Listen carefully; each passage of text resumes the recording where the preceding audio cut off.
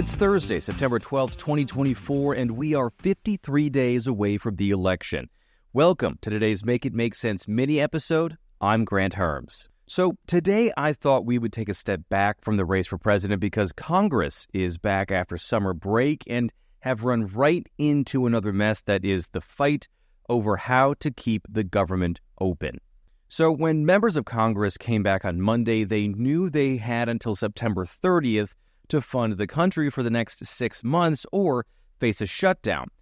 But their plans seemed pretty much doomed right from the start because Republican Speaker of the House Mike Johnson wanted to make it so that the only way the funding would get through would be to also pass what's called the Safeguard American Voter Eligibility Act, or the SAVE Act, which would require proof of citizenship when you go to register to vote, ostensibly because there's a national epidemic of non-citizens voting.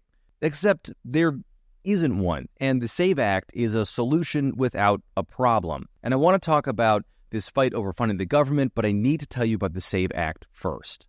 So there is no evidence of widespread fraud of any kind in American elections. The Heritage Foundation, the same conservative group that is behind Project 2025 and has pushed for the passage of the SAVE Act, found since 1982 there have been just over 1,300 cases of convicted voter fraud of any kind. Now, out of nearly 1.2 billion votes cast in just presidential elections, since then, that total number of fraud convictions comes out to 1/10,000th of a percent. That is a decimal and then 3 zeros and then a 1. So when it comes to the SAVE Act and non-citizens voting, the Brennan Center for Justice found just 30 suspected incidents of non-citizen voting, which is just suspected, not convicted. And that was in only the 2016 election, and that overall comes out to, again, roughly 1/10,000th of a percent of the total votes. And even the libertarian think tank, the Cato Institute, said that non-citizens don't vote illegally in detectable numbers. So if this isn't a problem, then why push this bill? Well, if you ask civil rights and voting rights groups, it's to intimidate voters of color and immigrant communities into not voting, which is something that we've seen borne out in states like Arizona, which already has a version of this on the books. And again, despite any meaningful evidence that non-citizens are voting. There's also some evidence that shows laws like these can prevent college students from voting in states where they go to school, and all of those groups I just mentioned, people of color, immigrant communities, and people 18 to 24, tend to vote for Democrats. Voting groups also say this adds just another barrier to would-be voters, but also it adds work and more burden to already cash-strapped and low-staffed offices that run your state and local elections, because that's really who's running elections. Meaning if this is passed, it could throw a wrench into, say, an election that's less than 2 months away. So, now that you know that, let's circle back to Congress. Johnson called tying the passage of the SAVE Act to passing government funding a righteous act, but with a razor-thin majority, like a 2-person majority, he can't afford to have any of his members vote against him. Well, on Tuesday, 5 Republicans signaled they didn't like Johnson's fiscal plan, and as many as privately 15 said they didn't like the plan, which is known as a continuing resolution or a CR. You'll see that written sometimes like that. That just means they're kicking the can down the road for the next 6 months, and everything, all the funding stays the same in that period until they have this fight all over again. And then obviously Democrats weren't on board because they don't like the SAVE Act. But Johnson said that he thought he could still build consensus until Tuesday, when Donald Trump posted on social media that the GOP shouldn't let the government get funded without absolute assurances on election security, adding without those, they should close it down, meaning the government. Now that spooked quite a few moderate and swing state members of Congress, especially those in tight races on the Republican side of this, because a government shutdown that could be laid at the feet of Republicans at Trump's direction could derail their chances in November. And then on Wednesday, Johnson pulled the entire bill from the floor, hitting the reset button on the entire thing. And just a quick refresher here on why it's so bad if the government shuts down.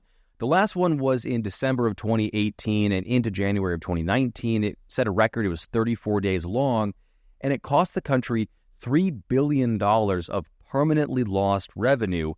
It also meant that 40% of the government's workforce didn't get paid for at least a little bit, and that's not just government bureaucrats or park rangers. Things like non-essential law enforcement agents, public health officials, and transportation workers. It also means millions of Americans with disabilities, children on food benefits, and more than 5 million veterans didn't get their mandated checks on time, which can mean the difference between buying food or going hungry or getting life-saving medication or not. It would also be catastrophic if the government shut down and then we had to hold a federal election, not just because it would throw the presidential election into chaos, but every other down-ballot race, statewide initiative, and local levies like for your schools or parks would also be affected too, because while elections are considered essential infrastructure and would still go on, the people who oversee systems like cybersecurity or voting systems in general at the federal level would likely be offline, leaving elections vulnerable, which is something that could be a disaster with threats to the election coming in from countries like Russia and Iran, and with Trump and other Republicans already trying to undermine the results of an election should they lose. Not to mention, it cuts completely across the overall idea of the SAVE Act, which is to ensure that there's election integrity and security. So the thing is, no one knows what happens next here. Axios reported this week that Johnson doesn't have a plan B, and Senate Majority Leader, Democratic Senator Chuck Schumer, said that there is already some bipartisan work happening behind the scenes in the Senate to find a way to fund the government into at least December so they can move this past November, but spending bills have to start in the House, and even what Schumer was talking about is just rumors right now. Okay, that is it for today's Mims Mini. Please rate and review the show and follow it if you haven't already so it ends up in your feed every single day and you get those new episodes and especially these new minis. You can also like and subscribe on YouTube if you're watching it there to make sure it ends up in your recommendations. Also, subscribe to the Make It Make Sense Substack. I just did a great interview today that will air a little later, probably tomorrow in the main episode, but the extended version of that will be up on the Make It Make Sense Substack.